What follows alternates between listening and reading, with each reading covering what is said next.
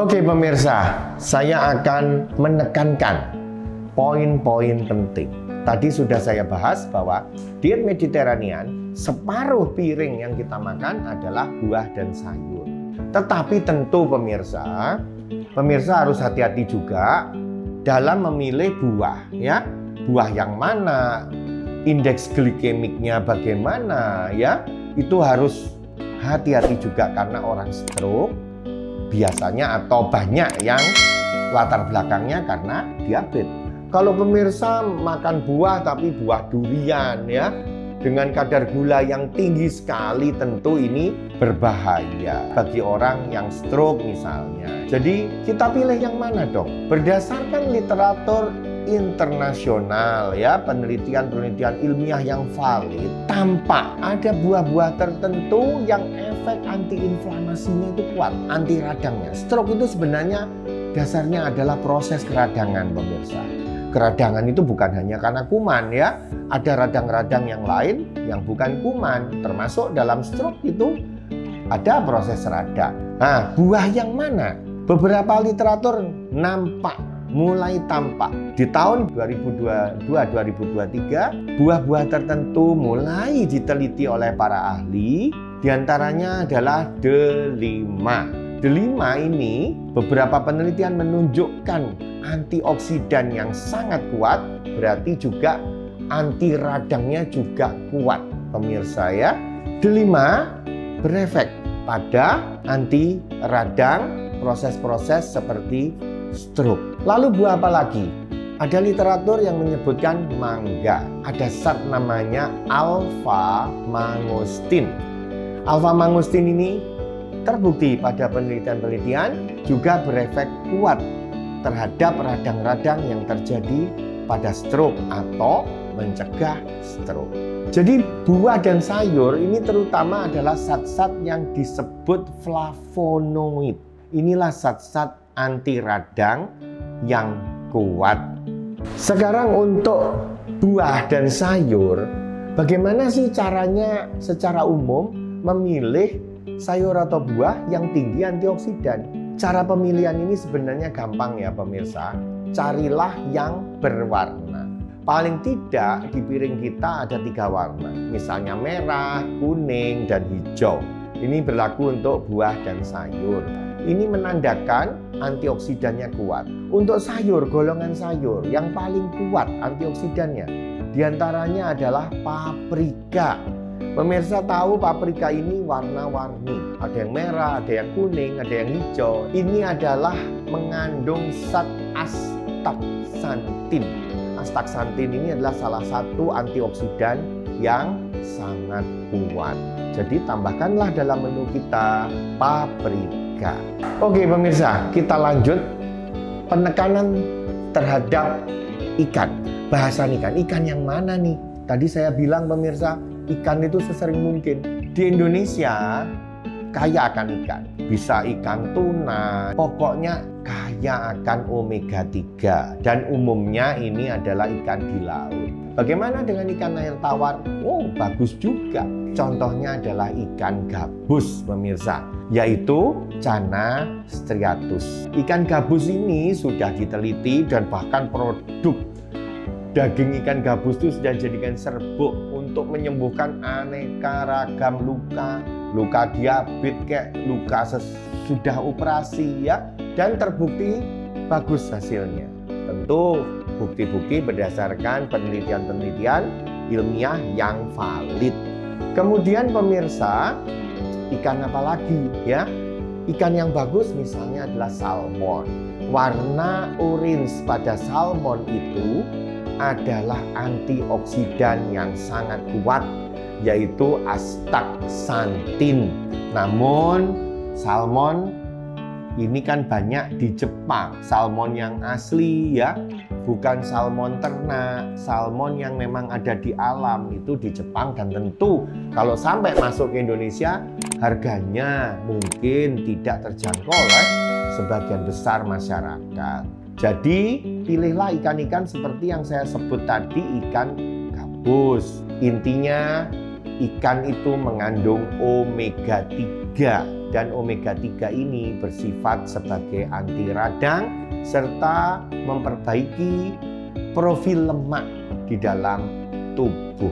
Oke, penekanan selanjutnya yang harus saya tekankan adalah terkait diet ayam dan telur.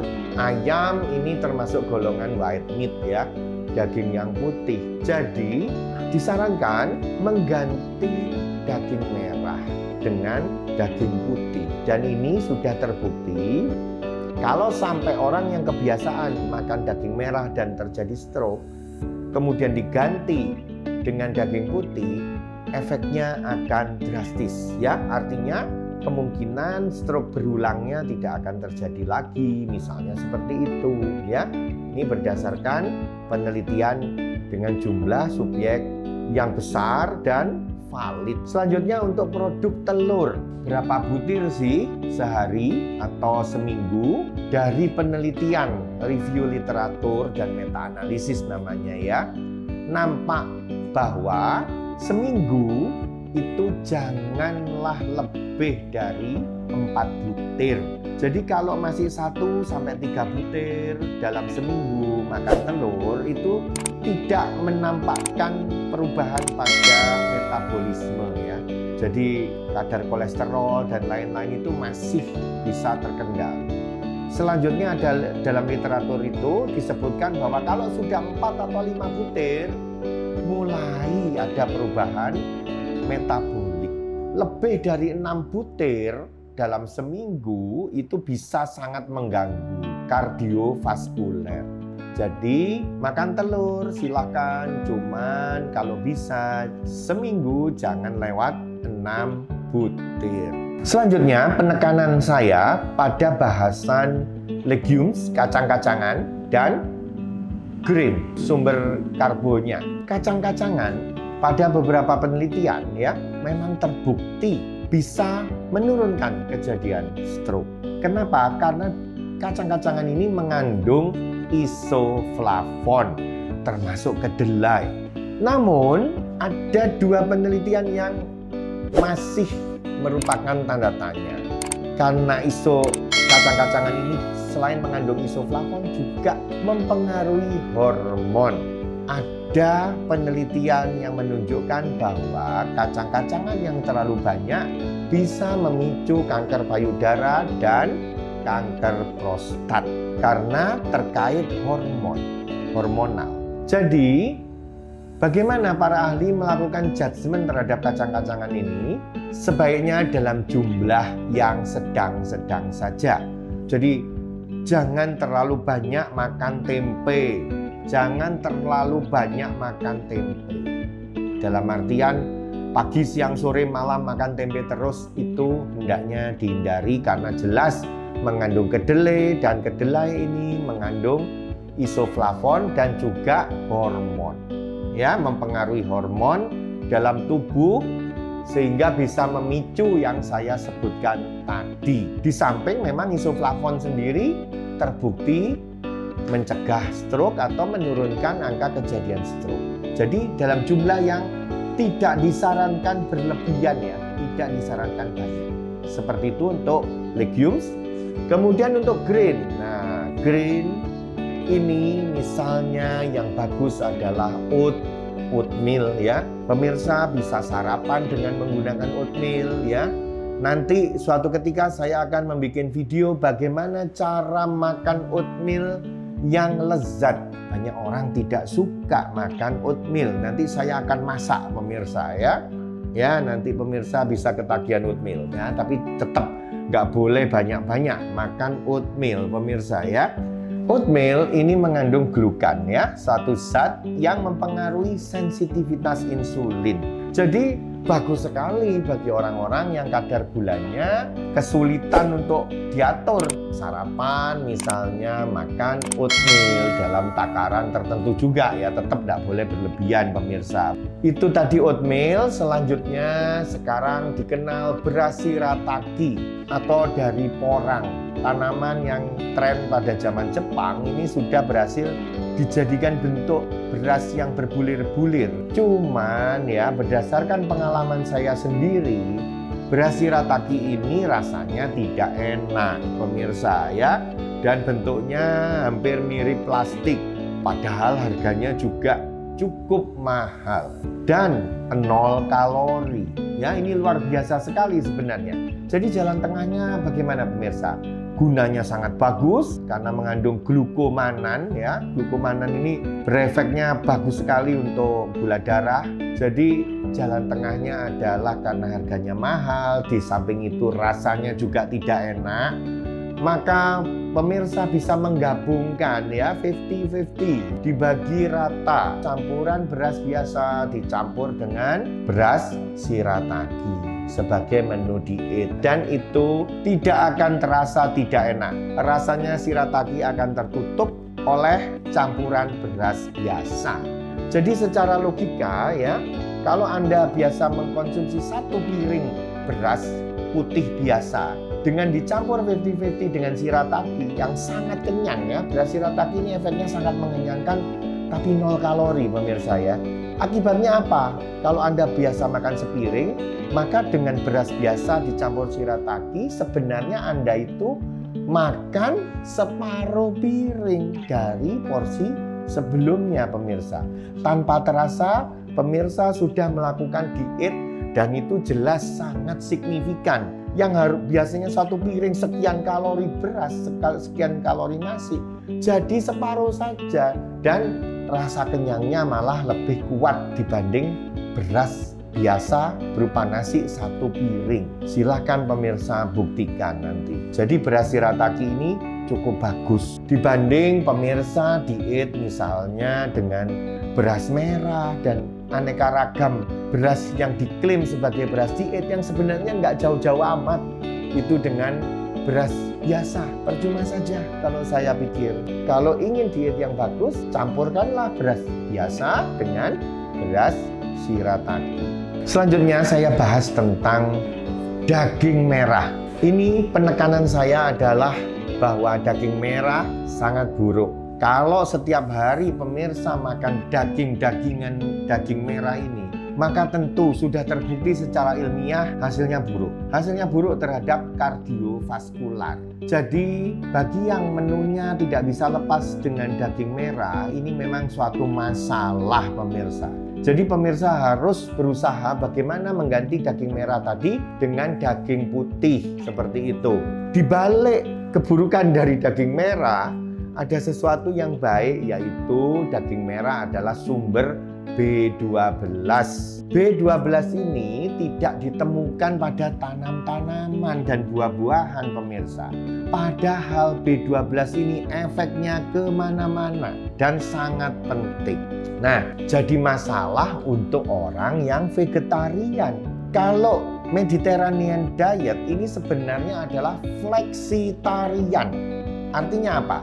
Bukannya tidak makan daging merah sama sekali pemirsa, tetapi seminimal mungkin hanya sebulan 1 kali atau sebulan 2 kali saja makan daging merah. Itulah flexitarian. Masih tetap makan daging, masih tetap makan ikan banyak, daging merah sebulan sekali atau sebulan 2 kali pemirsa. Nah, ini diet yang tren. Bagaimana dengan seseorang yang vegetarian? Apakah harus menghentikan vegetariannya? Oh tidak.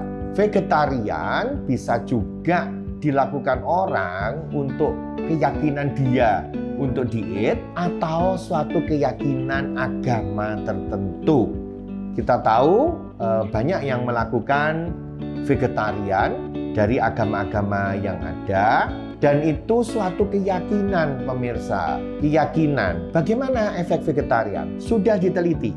Jadi kalau memang pemirsa berkeyakinan sebagai seorang vegetarian, sebaiknya menambahkan suplemen B12 karena pemirsa tidak makan daging sama sekali. Daging merah dalam artian ya. Karena bila tidak makan daging merah, maka asupan B12 akan sangat turun, sangat rendah. Dan sudah dibuktikan kadar B12 pada penganut vegetarian sangat rendah. Apa bahayanya? Bahayanya akan terjadi hiperhomosistein. dan ini berpengaruh pada kekentalan darah pemirsa. Dan apakah bisa stroke? Bisa. Jadi makanya sesuai dengan judul YouTube saya, makan ini stroke, makan itu stroke, makan apa dong? Ya, ini sesuai sekali.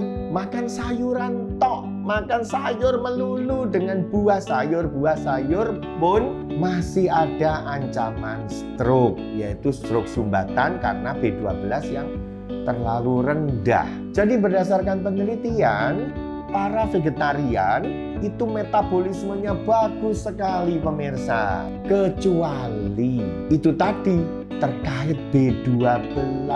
Terkait B12 tadi itu bisa timbul stroke. Namun kalau dibandingkan orang vegetarian dengan non-vegetarian, terutama yang makan banyak daging, hasilnya jumlah yang stroke jauh sekali lebih rendah pada yang vegetarian. Namun tetap ada, meskipun dia lebih rendah dibandingkan orang yang makan segala, omnivore ya, dibandingkan vegetarian yang hanya makan buah sayur, kejadian stroke-nya tetap lebih rendah, tetap ada, namun lebih rendah dibanding orang yang makan segala, omnivore.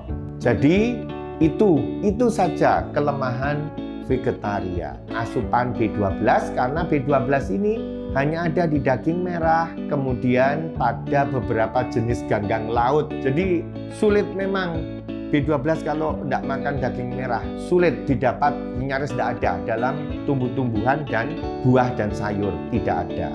Oke, itu saja kelemahan dari vegetarian. Saya sendiri sebagai dokter ya, dan juga melakukan diet, lebih menganjurkan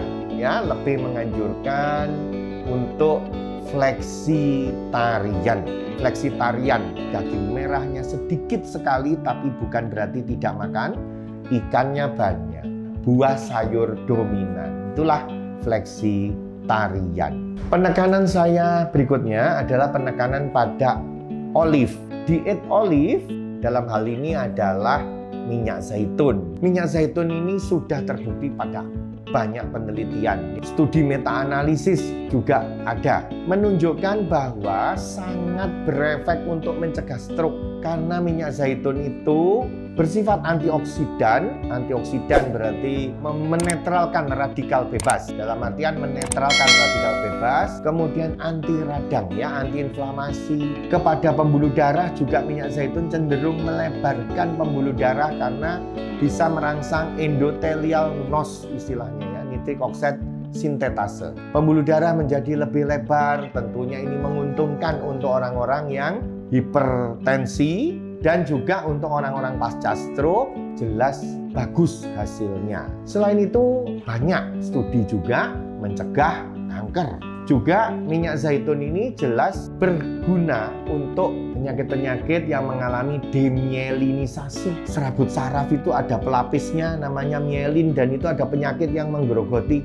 Nah, ini minyak zaitun ini berperan di situ. Jadi dia bersifat antiinflamasi dan juga menghentikan radikal bebas. Dan ini sudah terbukti secara ilmiah. Oke pemirsa, cukup sekian siaran YouTube saya. Semoga apa yang saya sampaikan ini benar-benar menjadi kunci pemirsa dalam mencegah stroke dan mempertahankan dari penyakit-penyakit selain stroke, mempertahankan diri. Karena selain stroke, diet Mediterranean juga berfungsi untuk mencegah kardiovaskular disease lain, jantung koroner dan sebagainya, juga anti kanker. Demikianlah pemirsa, lebih kurang saya sampaikan kepada pemirsa apa yang saya tahu. Semoga bermanfaat.